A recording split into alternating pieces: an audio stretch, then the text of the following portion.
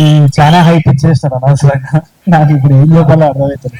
నేను కూడా లిస్ట్ పెట్టుకొని థ్యాంక్ యూ చెప్పారు, ప్యాంట్ వరకు ఉంటుంది లిస్ట్, వైట్ ఆన్ తీసి చెప్తూ ఉంటారు. కానీ ఆ, ఇవాళ ఒక ఎందుకో ఇవాళ it was a very memorable day. అనుకోకుండా తెలంగాణ ఫార్మేషన్ డే ఇవాళ. అండ్ నాకెందుకో ఫ్లాష్ బ్యాక్ వచ్చింది. ఇవాళ మధ్యాహ్నమే నాకు had the honour of felicitation governor Raj Bhavan. తెలంగాణలో చాలా మంది ఎవరెవరైతే కాంట్రిబ్యూట్ చేస్తున్నారో నా పేరు చెప్పి రావడం ఇవాళ ఫెలిసిటేషన్ అయింది. సో అది అప్పుడప్పుడు నాకు ఏమనిపిస్తుంది అంటే అసలు వర్తా కాదా నాకే డౌట్ వస్తుంది. ఫస్ట్ క్రిటిక్ లోపలే ఉంటుంది నాకు, అది ఎంజాయ్ కూడా చేయలేను ఎప్పుడు. సో నేను పొగిడినా కానీ నాకు అది అర్థం కూడా కాదు. సో ఆ సిచ్యువేషన్ ఇవాళ సిచ్యువేషన్ వచ్చింది. ఎందుకో నాన్న గుర్తొచ్చింది ఇవాళ. నాన్న కూడా తెలంగాణ మూవ్మెంట్ కి కొంచెము he was in the four front అనమాట. అక్కడ కూడా అదే చెప్తుండే. So Osmania university student union leaders అందరు ఆ టైంలో ర్యాలీ అప్ చేసేటప్పుడు వాళ్ళ స్పీచ్లు రాయడము, ఇంటికి పోయినప్పుడల్లా ఆయన చూస్తుండే. ఆయన వచ్చేసి నాకేమో అర్థం కాదు, ఉద్యమం దేనికోసం ఎందుకు, భాషనే కదా దాంట్లో ఏమున్నది, నాకు అంత పాలిటిక్స్ గురించి అంత ఐడియా అవగాహన లేదు. సో ఆ టైంలో నేను పోయినప్పుడల్లా నాన్న ఇట్లా పైన కింద చూసి ఈడో వేసిన కొడుకన్నట్టే చూసేట్టున్నాను. అప్పుడు నన్ను తిట్టే పదం బద్మాష్. వీడు బద్మాష్, వీడు అసలు ఏం చేస్తాడో ఏమో, నేను చేయరా ఇట్లా కాంట్రిబ్యూట్ చేయి, తెలంగాణ మూవ్మెంట్కి ఇట్లా కాంట్రిబ్యూట్ చేయి అంటే నాకు అసలు అవ్వకపోతుండే. అండ్ క్రిషాంక్ మన్నే ఆ టైం ఓయూజీఏసీ ప్రెసిడెంట్, ఆయన వచ్చి కూర్చొని డిస్కషన్స్ అవన్నీ అవుతున్నప్పుడు నేను అసలు ఈయనకి మంచి కొడుకులాగా ఎట్లా ప్రూవ్ చేసుకోవాలని అనుకునేటోని గివప్ చేసేసిన ఆఖరికి. ఎందుకంటే నాకు సినిమాలు అంటే ఇంట్రెస్ట్, ఈయనకేమో నచ్చదు. నాన్న తెలంగాణ ఫార్మేషన్ అయింది. అయిపోయిన తర్వాత పెళ్లి చూపులు రాసేటప్పుడు ఏమైందంటే చాలా ఆల్రెడీ ఆయన హార్ట్ కొంచెం ఇష్యూ ఉండే. సో దగ్గుతుండే, కాళ్ళు వాసిపోయినాయి. సో డాక్టర్స్ వచ్చి ఇన్నే కొన్ని నెలలు అని చెప్పేసి అంటారు. ఆ టైంలో నేను రాత్రి పూట స్క్రిప్ట్ పెట్టుకొని రాసేటోని, దర్శివి డైలాగ్స్ రాసేటోడిని, రీతుది విజయ్ది కామెడీ రామ్ కామ్ రాస్తున్నాను. ఇంట్లో ఏమో వేరే సిచ్యువేషన్. రాత్రి పూట భయం అయ్యేది, ఎందుకంటే అప్పులు ఉండేది, సొంత ఇల్లు కాదు, ఫైనాన్షియల్ టెన్షన్ చాలా నడుస్తుండే. ఇక్కడేమో రొమాంటిక్ కామెడీ టేబుల్ మీద రాస్తున్నా.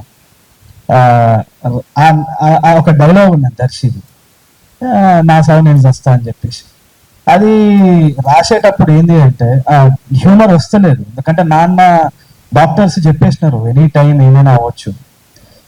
సో ఈ డైలాగులు రాసేటప్పుడు రాత్రి పూట భయం వేసేది. భయంని కొంచెం తగ్గించాలంటే నాన్న ఉన్నాడా లేడా, కట్టెని ఇట్లా తీసి ఫోన్ తీసి లైట్ ఆన్ చేస్తే ఆయన పొట్ట ఇట్లా పైన కింద కదులుతుంటే ఊపిరి తీసుకొని పెళ్లి చూపులు కొంచెం కొంచెంగా రాశారు. ఎందుకు ఇది వాళ్ళు చెప్తున్నా అంటే కామెడీ ఉండొచ్చు. చాలా మంది చిన్న సినిమాలు కామెడీ అని తీసి పడేస్తారు, తక్కువ అంచనా వేస్తారు ఇండస్ట్రీలో కానీ, లేదు అంటే ఆడియన్స్ కూడా బడ్జెట్ చూస్తారు, ముఖాలు చూస్తారు, తీసి పడేస్తారు. కానీ ఆ కథ ఎక్కడి నుంచి వస్తుందనేది రాసినోనికే తెలుసు. దాంట్లో నిజాయితీ ఉంది. దాంట్లో ఏమాత్రం నిజాయితీ ఉంది అంటే ఎవరి సపోర్ట్ అవసరం లేదు. చంద్రబాబు గారు అన్నట్టు కూడా ఎవరి సపోర్ట్ అవసరం లేదు. టాలెంట్ వడ్డీతో సహా ఇస్తుంది. టాలెంట్ ఎప్పుడు వడ్డీతో సహా ఇస్తుంది.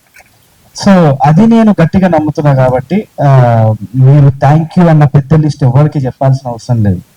థ్యాంక్ యూ చెప్పని కానీ ఉంటారు, ఆయనకి చెప్పుకోవాలి మనం తర్వాత కరెక్ట్ టైం వచ్చినప్పుడు చెప్పుకుంటాం అంతే.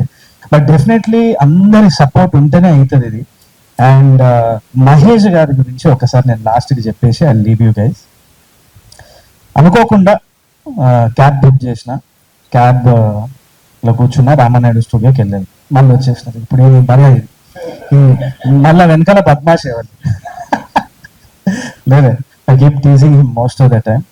ఆయన క్యాబ్ లో హీ వాజ్ డ్రైవింగ్ అరౌండ్.